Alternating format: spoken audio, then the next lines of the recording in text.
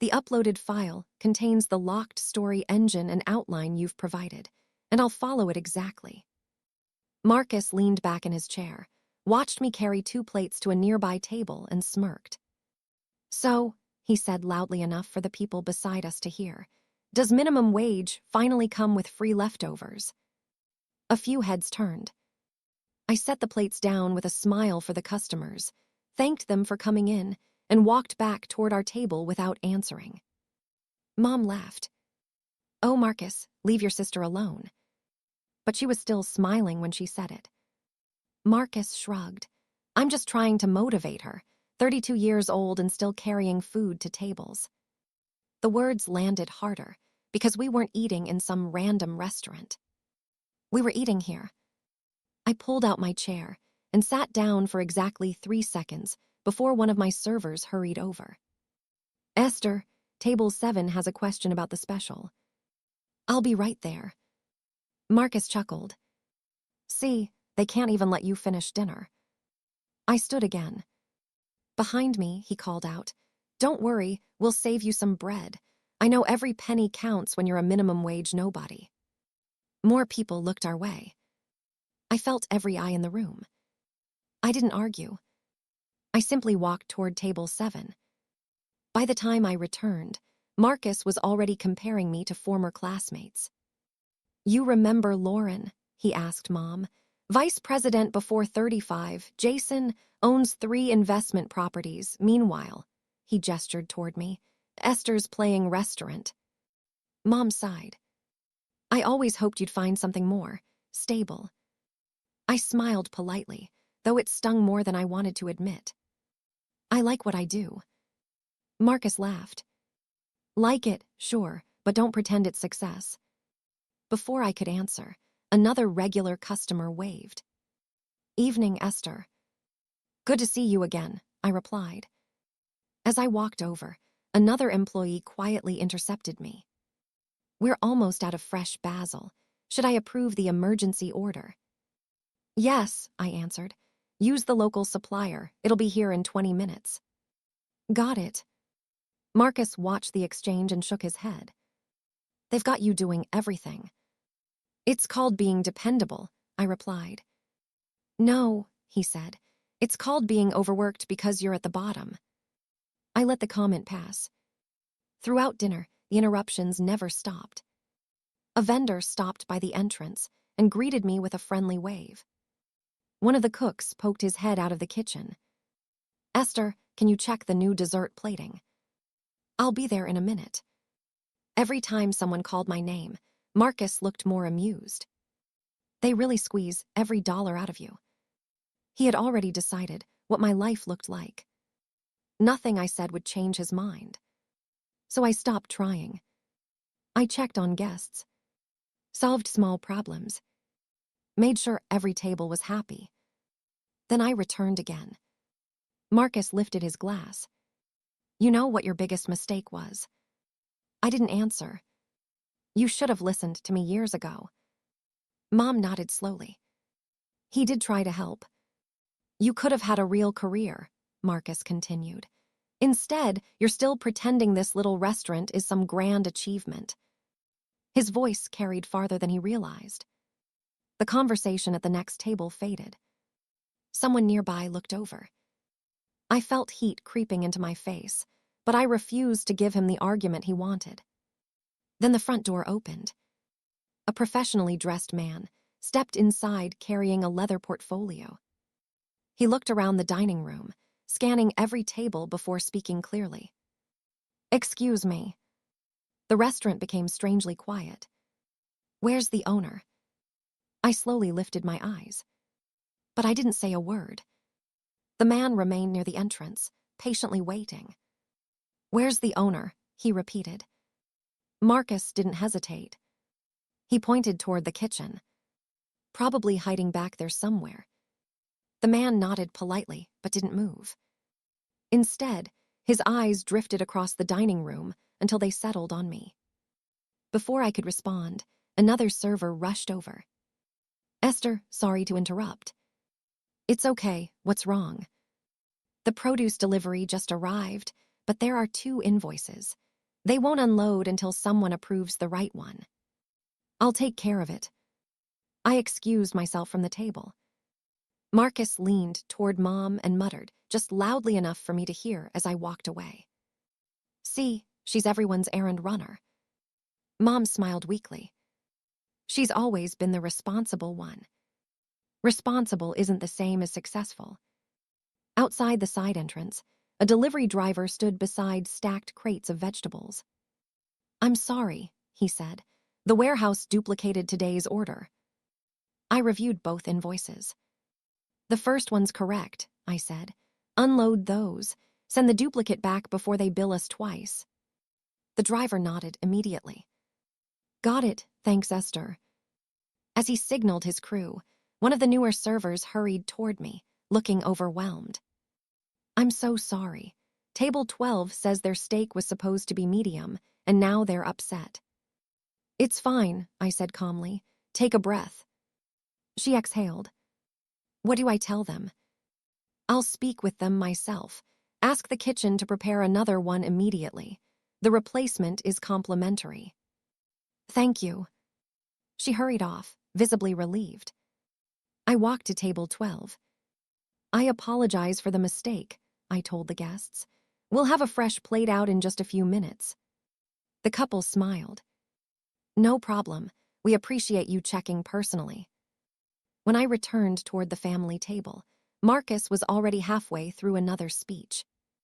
I'm telling you, he said to Mom, Esther has always settled. Mom stirred her tea. I just wanted her to have security. Exactly.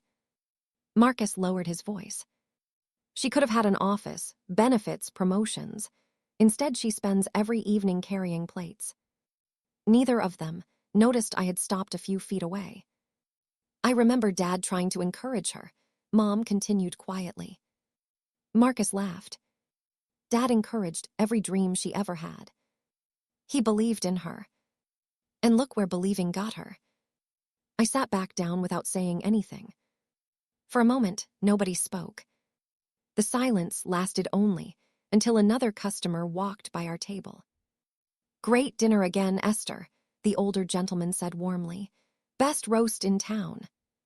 Thank you, that means a lot. After he left, Marcus smirked. You've got loyal regulars. I do. I guess being friendly is good for tips. I looked at him, then calmly picked up my glass of water.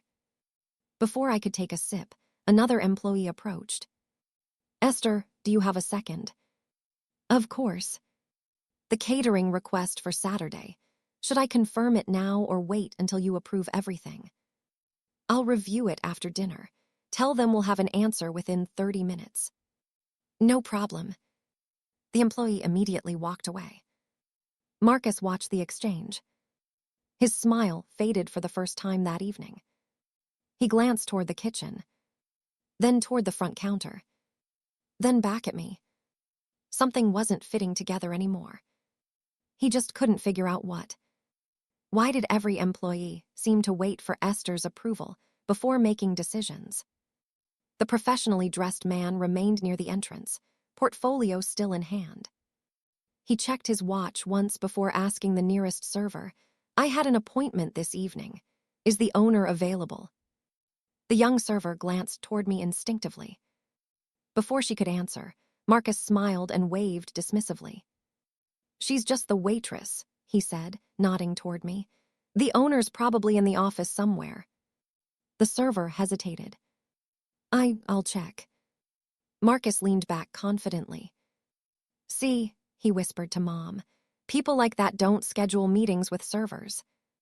Mom gave a small nod. You're probably right. I continued clearing a nearby table, as if I hadn't heard any of it. Another guest stopped me on my way back. Everything was wonderful tonight, Esther. I'm glad you enjoyed it. We'll definitely be back. Thank you. As soon as they walked away, the man with the portfolio watched the exchange with quiet curiosity. Before he could approach me, the front door opened again. A middle-aged supplier entered carrying a slim leather folder under one arm. The moment he spotted me, his face brightened. Evening, Esther. Good evening, David. He crossed the dining room without hesitation. I hope I'm not interrupting dinner. Not at all. I brought the revised expansion proposal you wanted reviewed. Marcus frowned. Expansion proposal. David smiled politely without taking his eyes off me. I finally included the updated construction estimates. I appreciate that, I replied. I figured you'd want them before tomorrow. Marcus chuckled. So, she delivers paperwork now. David looked at him, confused. I'm sorry. My sister helps around here. I know, David answered. Marcus nodded smugly. Exactly. David blinked. For the first time, his expression suggested something wasn't making sense. Around us, several employees had slowed their work. One hostess glanced toward me. A line cook stepped halfway out of the kitchen. Even the bartender looked over. They all seemed to be waiting. Marcus noticed. They're certainly making a big deal over some documents. Nobody answered him. David turned back to me. Did you have a chance to review the revised floor plan for the second location? Not yet, I said. Tonight's been busy. No problem. We can go over everything whenever you're ready. Marcus forced a laugh. Second location. David nodded naturally. Yes. Marcus looked at me. You mean, you're helping the owner open another restaurant? Before I could answer, one of the assistant managers hurried over. Esther, sorry. What is it? The refrigeration technician needs approval before replacing the compressor. I'll handle it in 1 minute. Perfect. She immediately stepped back. Marcus watched her leave. His confident smile weakened. Mom followed the assistant manager with her eyes. Why didn't she ask someone else? Marcus quickly recovered. Because Esther's dependable. David slowly turned toward Marcus. I'm not sure I understand. Marcus laughed awkwardly. My sister likes pretending she runs the place. David's forehead creased. Pretending. The surrounding tables had become noticeably quieter. Even nearby diners sensed something unusual unfolding. I looked from Marcus to David, then toward the customer waiting patiently by the entrance. I'll only need 1 minute, I said calmly. Both men nodded. Without another word, I walked past the dining room, stepped behind the front counter, reached into my pocket, and unlocked the office door with my own key. A few seconds later, I emerged carrying a thick folder. Across the front, in bold print, were the words, Restaurant ownership documents. The dining room seemed to hold its breath. I walked back toward the table carrying the thick folder, while the professionally dressed customer and David waited without saying a word. Marcus stared at the cover. Ownership documents. He laughed once, but it sounded forced. What is this supposed to prove? I didn't answer immediately. Instead, I set the folder on the empty corner of the table before turning toward David. You wanted to discuss the revised contractor schedule. David nodded. Yes, if we can lock it in tonight, construction can begin next month. I opened the folder and pulled out a set of plans. The kitchen layout stays the same, I said, but I want more seating near the windows. We underestimated afternoon traffic at this location. David smiled. I thought you'd say that. I already asked the architect to prepare both versions. Marcus looked back and forth between us. Wait. No one responded. I continued. And the equipment delivery. Confirmed, David replied. Everything arrives 6 weeks after permits are finalized. Good, I don't want to rush the opening. Around us, several employees had quietly stopped pretending not to watch. The hostess smiled. One of the cooks leaned against the kitchen doorway. The bartender folded a towel and simply listened. Marcus shifted in his chair. How do you know all this? David answered before I could. Because she's the one making every decision. Silence. Mom looked at me, then at the folder, then back at David. What do you mean? David seemed genuinely surprised. You didn't know. Marcus interrupted quickly. No, Esther works here. I do. But I met his eyes. I also own it. He blinked. No. I calmly slid a document across the table. The business license. My name sat clearly beneath the title. Owner, Esther Brooks. Marcus picked it up. His confidence disappeared a little more. This has to be. He flipped to another page. Property records. Loan documents. Paid in full. He stopped turning pages. David smiled. I actually came by tonight to congratulate you again. I looked at him. For what? Paying off your final business loan months ahead of schedule. Several employees exchanged proud smiles. One of the servers quietly whispered, "She worked so hard for that." Mom's expression changed completely. The loan. She looked at me. That's why you never came on those family vacations. I nodded. I couldn't afford both. Her voice became quieter. And when we asked why you kept working holidays, I was making payments. Images seemed to cross her mind all at once. Every birthday gift I politely declined. Every invitation I turned down. Every extra shift. Every time I said I was too busy. None of it had been because I didn't care. I was building something. Marcus suddenly found his voice. You never told us. I looked at him calmly. You never asked. He frowned. What does that mean? It means every conversation was about your promotion, your bonus, your next title. I closed the folder. Whenever someone asked about me, the answer was already decided. Nobody argued. Because everyone at the table knew it was true. The professionally dressed customer finally stepped forward. I apologize for interrupting dinner. He offered me his hand. I'm Richard Lawson. We shook hands. I've been looking forward to this meeting. Marcus looked between us. Meeting? Richard nodded. My company has been evaluating independent restaurants across the city. He smiled at me. After months of reviewing your numbers, customer satisfaction, and long-term performance, he opened his portfolio. We're ready to move forward with financing your second location. Marcus slowly looked around the dining room. The employees weren't looking at him anymore. They were looking at me.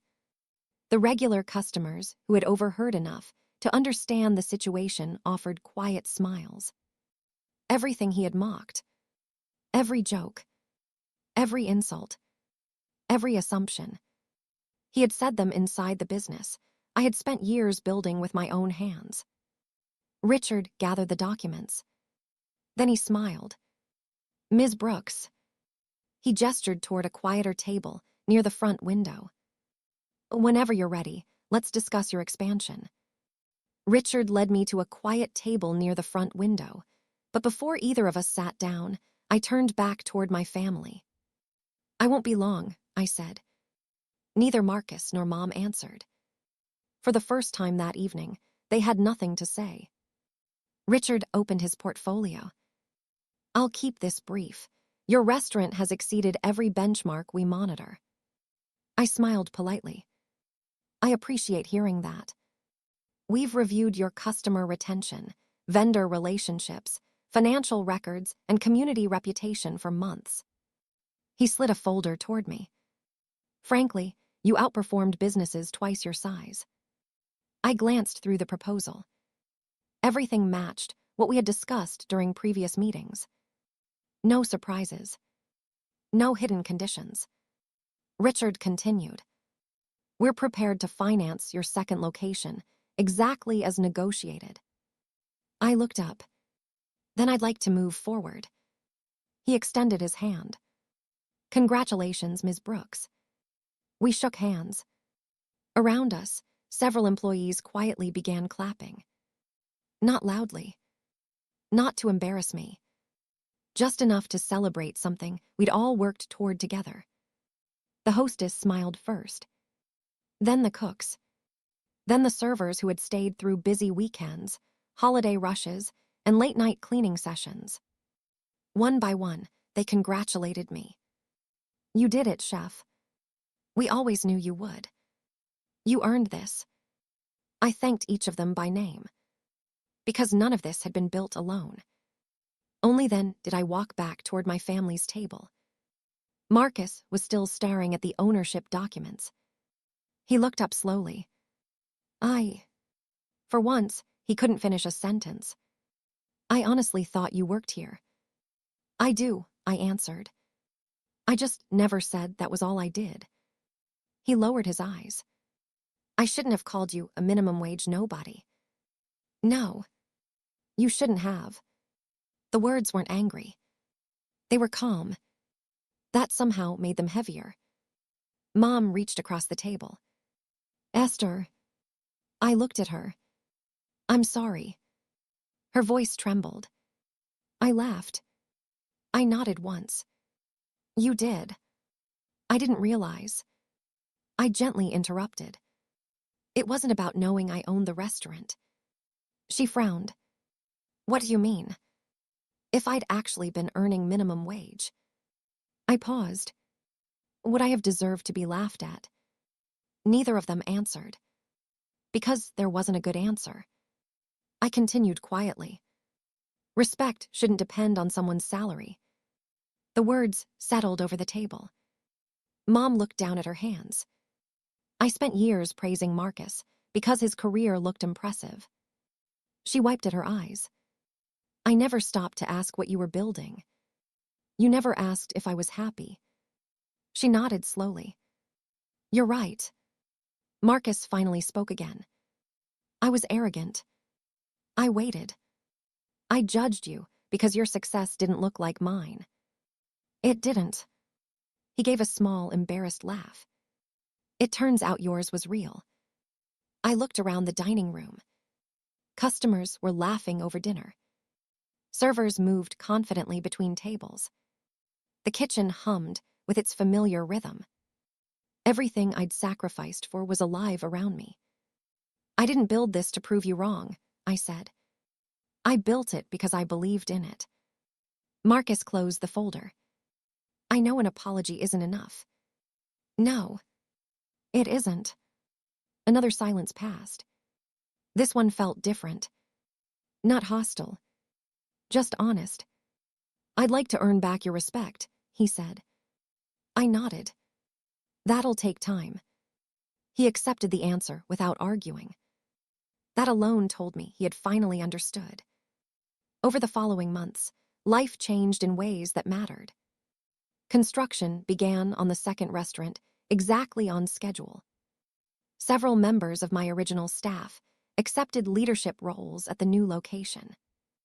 Watching them earn promotions felt almost as rewarding as opening the doors. I stayed in the kitchen whenever the restaurant became busy. I still greeted regular customers. I still carried plates when the dining room needed another pair of hands. Owning the restaurant had never made any job beneath me. It simply meant every job mattered. Mom started visiting more often.